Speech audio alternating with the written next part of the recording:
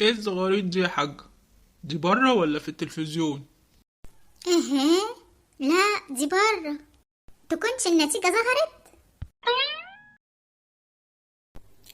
لا لا، نتيجة ايه يا جدعان؟ مش هي، لا. ده بس الجيران اللي جنبنا النور كان قاطع عندهم ولسه جاي.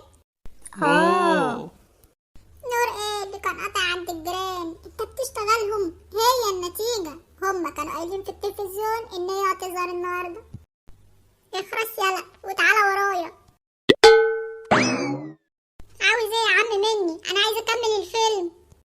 بقولك ايه يا واد بقولك، ما تروح تجيب لي النتيجة يلا. يعني النتيجة طلعت اهي. وطي صوتك يلا يخرب بيتك هتفضحنا. امال هجيبها لك ازاي وابوك وامك قاعدين يا فالح؟ ما هم كده كده هيعرفوا. لا، ما انا هقولك على خطة تبلغني بيها النتيجة. لو جيت ولقيت ابوك وامك قاعدين ولقيتني سقط في مادة ولا حاجة، قولي محمد بيسلم عليك. لقيتني سقط في مادتين، قولي محمدين بيسلموا عليك. فهمت يا بقلة؟ خلاص يا عم ما تقلقش، فهمت كل حاجة. حمامة وهكون هنا. يا رب هات العواقب سليمة يا رب. امال الولا بقول راح فين مش شايفه؟ جاي جاي يا حاجة. ها يا بقلة، محمد بيسلم عليا ولا حاجة؟ لا.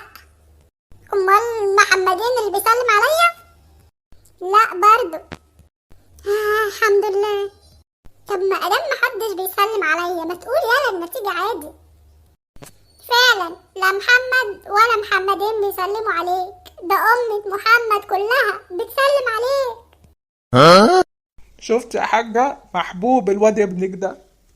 محبوب ايه بس يا حاج؟ دي النتيجة، ده طلع جايب 50. في الكيمياء